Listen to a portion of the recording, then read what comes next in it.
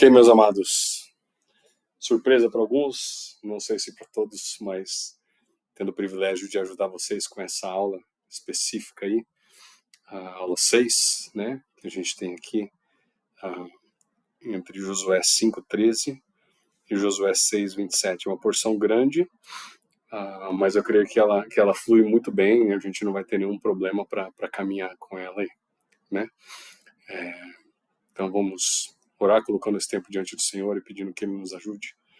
Pai, eu queria te agradecer pela oportunidade de estudarmos a Tua Palavra e nesse momento que nós vamos aprender, Deus, como professores, que o Senhor nos ensine e que a relevância da Tua Palavra atinja o nosso coração, provoque mudança em nós e que essa mudança, Deus, possa ser vista pelos alunos e também percebida por eles ao longo da aula. Deus, obrigado pelo material que temos para estudar e pedimos as Tuas ricas bênçãos durante esse aprendizado aqui.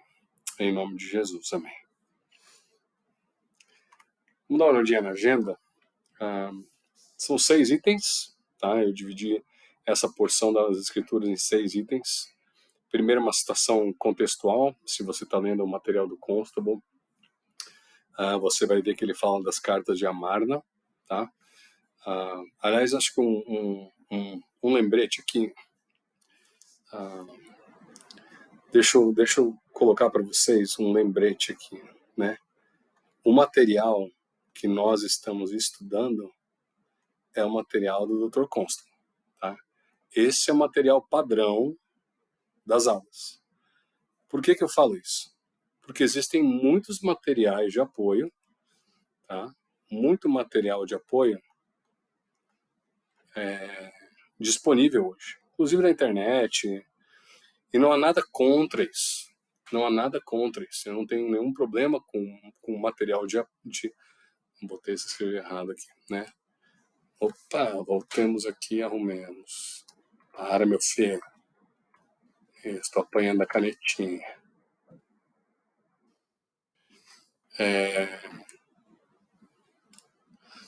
De material de apoio, tá?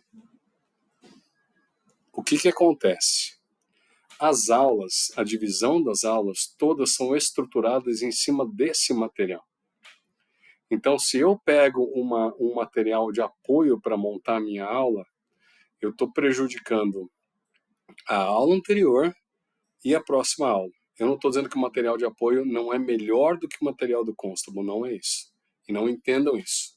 Mas eu estou dizendo que daqui eu posso partir para alguma coisa. Deixa eu ver, tá. Boa noite. Boa noite. Fazer o jantar, senhor. Então é nesse sentido que tem que caminhar a coisa, tá? Então é nesse sentido.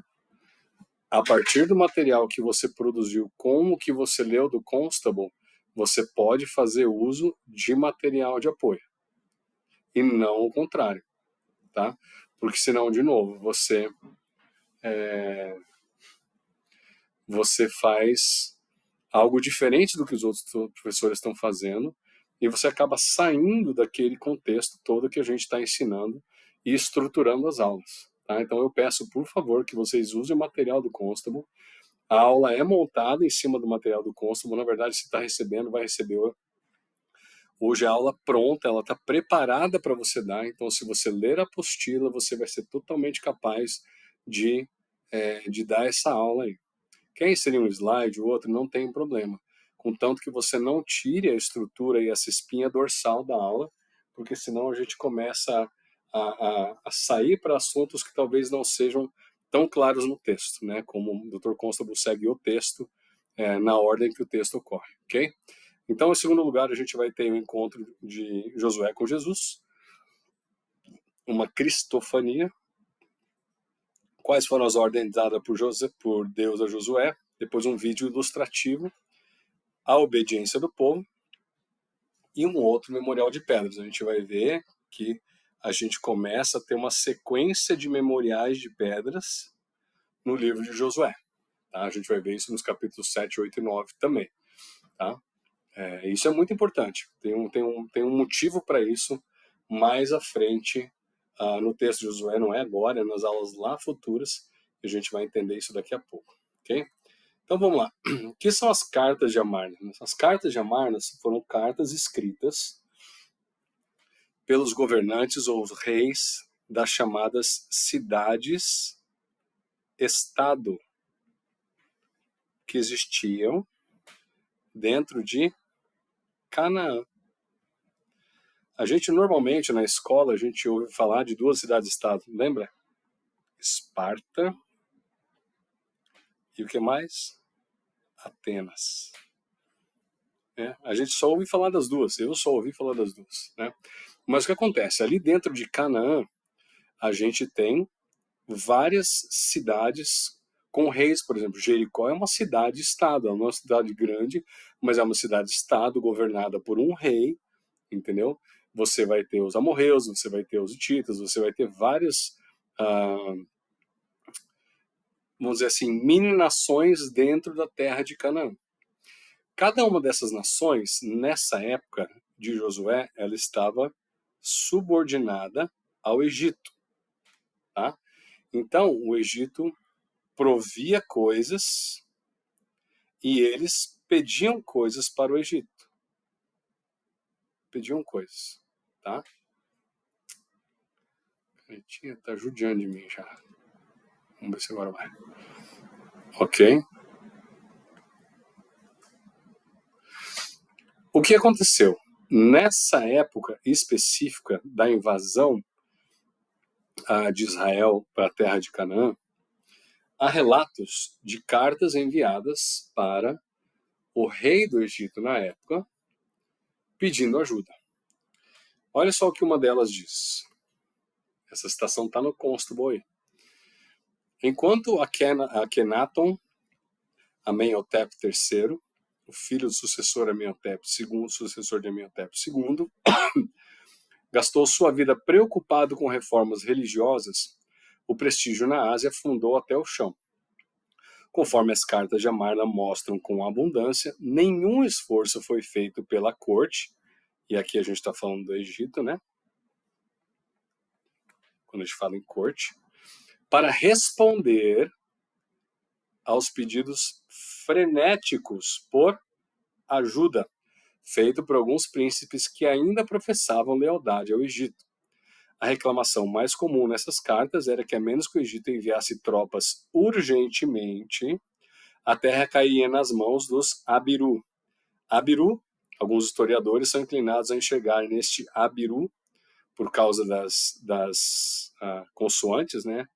Aqui, B e R, né? Os hebreus. Que a Bíblia, a esta altura, ou seja, nesse momento em que as cartas foram escritas, estavam fazendo o quê? Tomando a Palestina. Então, isso é interessante, essa citação é interessante, é uma citação contextual importante, por quê? Porque ela mostra, entre outras coisas, a soberania de Deus. De Deus. Usando, nesse caso específico, agentes humanos para facilitar o seu plano de tomada da terra de Canaã. Isso é muito interessante, tá? Isso está lá no Constable, logo antes do início dessa porção que a gente vai estudar. Aí nós temos o encontro de Josué com Jesus. Tá? O texto vai dizer assim: estando Josué já perto de Jericó, olhou para cima e viu um homem de pé, empunhando uma espada. Aproximou-se dele e perguntou: você é por nós ou por nossos amigos? Nem uma coisa, nem outra, respondeu ele. Venho na qualidade de comandante do exército do Senhor. Isso é importantíssimo a gente entender. Importantíssimo. E Josué entendeu, porque o texto vai falar que ele vai fazer o quê? Se prostrar em sinal de respeito, com o rosto em terra. Eu li uma vez, eu nem lembro se foi no Constable, eu acho que foi o Wisby que falou. O segredo de Josué é que ele entendeu que ele era segundo na cadeia de comando.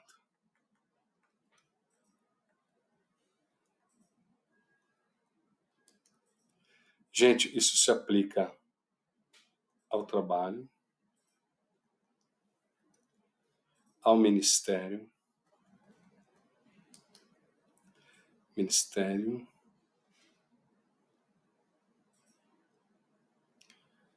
especificamente ao lar ou à família. No momento que nós entendemos que o comandante é o Senhor, a coisa anda de uma maneira totalmente diferente. Perceba a aplicação prática para a sala de aula, numa pequena porção das Escrituras. Será que você está se colocando em primeiro lugar? Será que você está governando o seu lar, por exemplo, o marido, como um tirano? Ou você entende que Deus está em primeiro lugar e Ele vai pedir contas de como você deve agir? E Ele diz na sua palavra como você deve agir. Ok? E o interessante é que logo depois que Jesus se revela, isso aqui é o que a gente chama de cristofania. Cristofania. Fania vem do grego phaneros, que significa revelação ou manifestação. Ok? Olha a atitude dele. Que mensagem o meu Senhor, perceba que ele se coloca no lugar dele, tem para o seu, o quê? Servo. Ok? Repara que no versículo 15 a gente já tem justamente o título que Jesus havia dado. O comandante do exército do Senhor respondeu: tire as sandálias dos pés, pois o lugar onde você está é santo. E José obedeceu.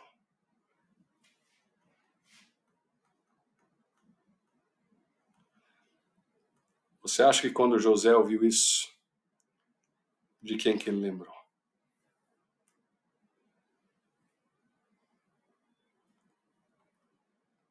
Moisés. E aqui há algo interessante. Moisés argumentou com Deus, discutiu com Deus quando Deus falou isso para ele. No caso de Josué, Josué simplesmente obedeceu. Interessante a gente observar essas qualidades de Josué que, ao final do livro, vão lhe render o título de servo do Senhor, como na primeira aula, na segunda aula de Josué a gente viu. Ok? Vamos para frente aí.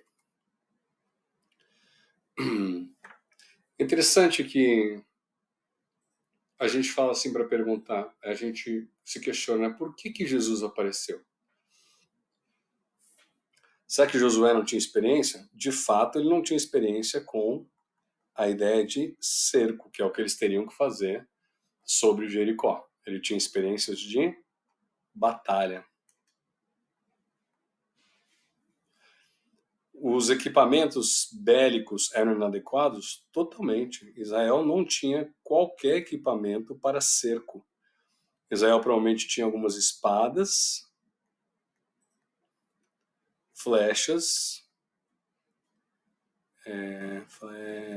arco, flecha, e talvez algumas lanças. Nada mais do que isso. Não tinha aqueles carrinhos todos capacitados, catapultas, essas coisas. Eles não tinham acabado de chegar no deserto, não tinham nem como trabalhar esses conceitos lá.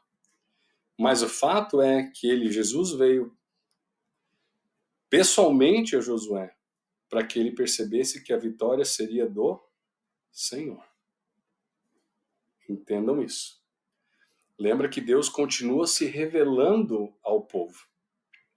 E no caso específico, se revelando ao próprio líder do povo. Ok? Quais foram as ordens dadas por Deus? Jericó estava completamente fechada. Importante a gente pensar isso aí. Eles entenderam que havia um inimigo e por conta disso ninguém entrava, ninguém saía da cidade. E o texto vai dizer que por causa dos israelitas. Então o Senhor disse a Josué: saiba que eu entreguei, a vitória é sua, eu estou te dando a vitória. Não só Jericó, como também o seu rei e os seus homens de guerra. Marche uma vez ao redor da cidade com todos os homens armados. Faça isso durante 6 dias. 7 sacerdotes levarão cada um uma trombeta de chifre de carneiro à frente da arca. No 7º dia marchem todos 7 vezes ao redor da cidade. E os sacerdotes toquem as trombetas. Quando as trombetas soarem um longo toque, todo o povo dará um forte grito e o muro da cidade cairá. Deus já está dizendo o que vai acontecer. Já está dizendo. E o povo atacará cada um do lugar onde estiver. Muito simples. Ordem simples. Tá? Aqui eu tenho um vídeo, só para você entender. Então esse muro de retenção aqui seria um muro com várias pedras. Isso aqui é da escavação do local de Jericó. Tá? Então não sei precisar a altura disso aqui, mas seria um muro de retenção. Aí você teria areia e aí você teria os muros principais. Nesse caso eram feitos de tijolos sólidos, ok? Então você vai ver a animaçãozinha aí e vai entender o que eu estou falando aí. Pior que eu acho que vai ficar... Ixi, vai ficar... Isso aí é só para identificar quais foram os escavadores diferentes, tá, gente? Paga rápido. Isso. Agora vem a parte legal, ó. Então, de acordo com as escavações, eles fizeram esse modelo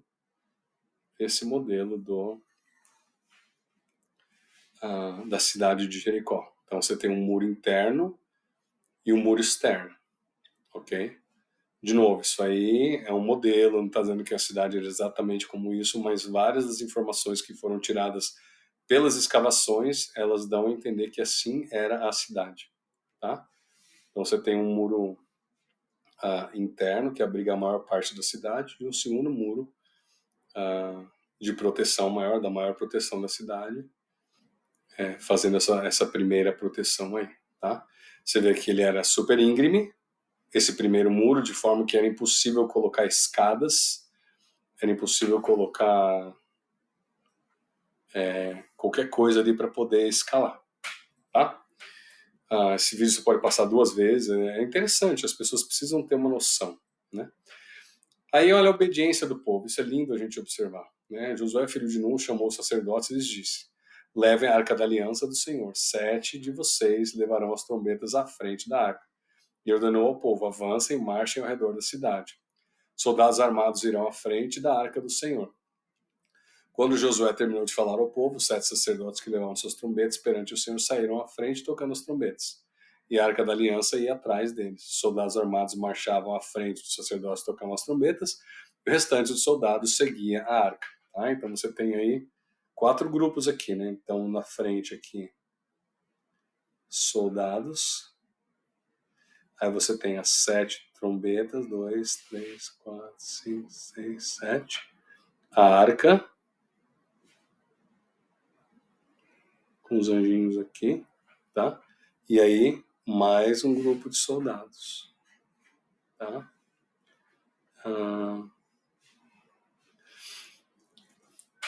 Vamos lá. Onde a gente parou? Versículo 9. Soldados armados marchavam à frente dos sacerdotes e tocavam as trombetas. Durante todo esse tempo, tocavam-se as trombetas. Mas José havia ordenado ao povo: não deem o brado de guerra, não levantem a voz. É interessante a gente observar isso aí. Não havia qualquer manifestação. Não digam palavra alguma até o momento que eu mandar vocês gritar. Então vocês gritarão. Assim se fez, a arca do Senhor rodear a cidade, dando uma volta em torno dela, e o povo voltou para o acampamento onde passou a noite. Então, para pensar por um momento qual deve ter sido a reação daqueles que estavam observando o que estava acontecendo, né? Os caras no muro ali, vendo que eles estavam cercados, de repente aparece um grupo de soldados, 7 caras com uma corneta, uma espécie de corneta, uma arca e um pouco de soldado. Os caras dão uma volta na cidade, não falam nada, só tem o som da trombeta e vão embora, né? Eu não sei se no 3º ou 4º dia acho que os caras achavam que os israelitas eram malucos, né?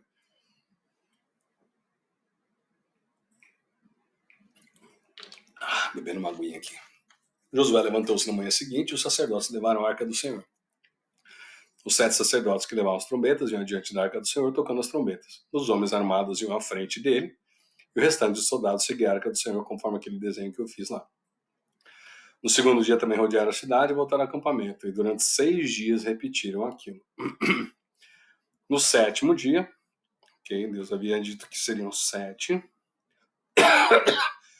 levantaram-se ao romper da manhã e marcharam da mesma maneira 7 vezes ao redor da cidade. Dessa vez eles marcharam 7 vezes.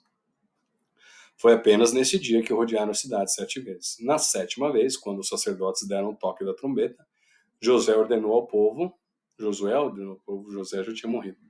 Gritem, o Senhor lhes entregou a cidade. A cidade, com tudo que nela existe, será consagrada ao Senhor para destruição. Opa, isso é importante. Será consagrada ao Senhor para destruição. Tudo que tem lá. Somente a prostituta Raabe, estudaram já sobre ela, e todos os que estão com ela em sua casa serão poupados, pois ela escondeu os espiões que enviamos. Mas fiquem longe, olha a ordem muito clara, das coisas consagradas. Isso não é para vocês, isso é do Senhor.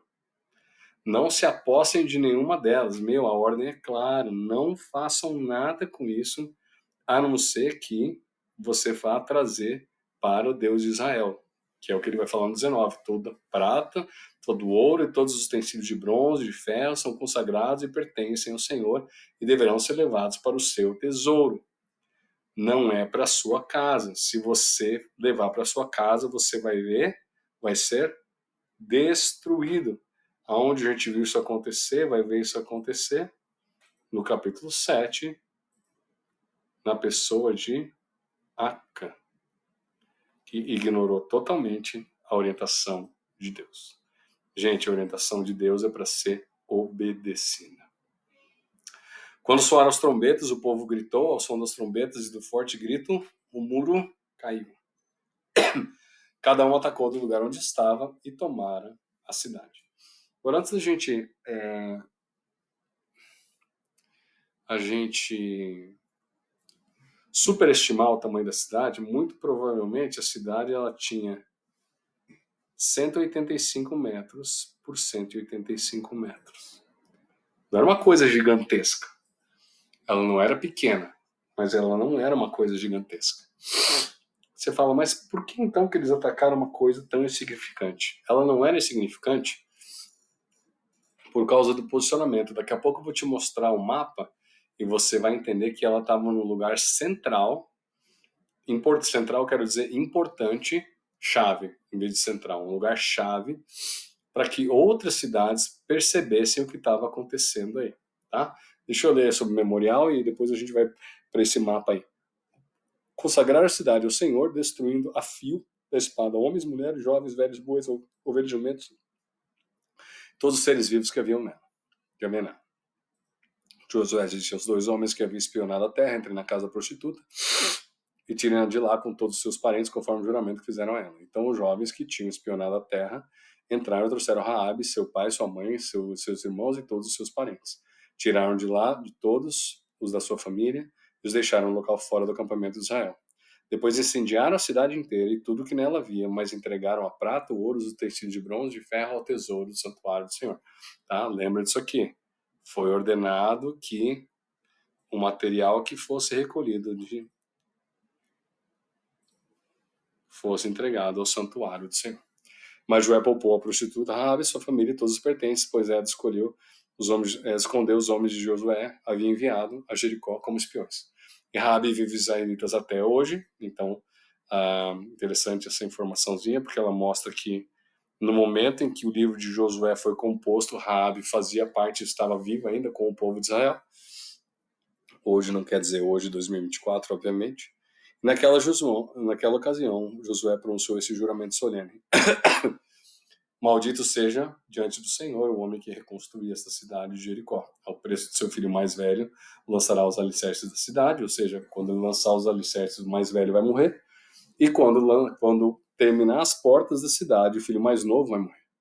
Assim esteve o Senhor com Josué, cuja fama se espalhou por toda a região. Cara, olha que lindo isso, né? A gente já viu Deus junto com José, com Moisés, e agora ele está com Josué. Cara, se ele está contigo, meu amigo, você vai ser bem sucedido. Bem sucedido. Ok? E aí a gente tem um outro memorial de pedras. Então a gente teve esse primeiro aqui do Jordão, né? E agora a gente tem esse aqui de Jericó. E na próxima aula a gente vai ter o triste memorial de pedras de Acã. Mas é legal você ver que ao longo da história de Josué, do livro de Josué, a gente tem vários memoriais diferentes. Ok? Aí encerra a nossa aula aí. Deixa eu encerrar aqui.